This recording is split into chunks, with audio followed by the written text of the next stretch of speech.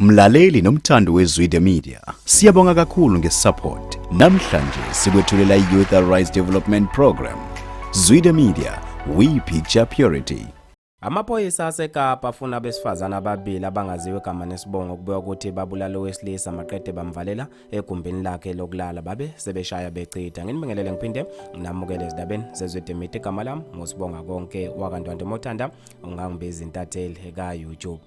Amaphoyisa aseKapa afuna owesifazana osesithombeni kanye nomngane wakhe kubeka ukuthi ke babulala owesilisa ngesi-15 ngesonto eParklands eCape Town ngesikhathi bemvakashele kwakhe la ahlala khona.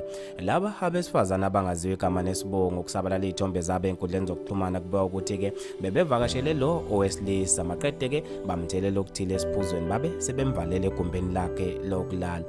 Babe sebentshontsha umakhalekhukhwini wakhe kanye nelaptop babe sebeshaya becitha emva kokuba bemshiye bemvalele egumbini lakhe lokulala.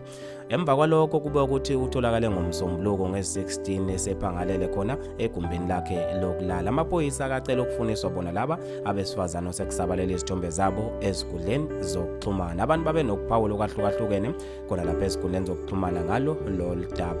Undosi Magayi uthe yo kulezi zinsuku asisathembeki ke wathina singabantu besifazana sengathi ke umoya walo wesilisa ungalala ngokukhulu ukuthula. Usizo kwalo uthe ngiyathemba ukuthi bazobanjwa ngokukhulu ukusheshsha. Abantu banamhlanje besifazana basathembekile, nathi nje asisathembi lutho. Bafethu maningi kakhulu ama-comment, nami ngizofisa ukuze ukubhalwa kwakho khona lapha kwi-comment section ngalo lo daba. Mina nje intathela YouTube sengiphuma kanje ngithi awungibambe evidweni elandelayo.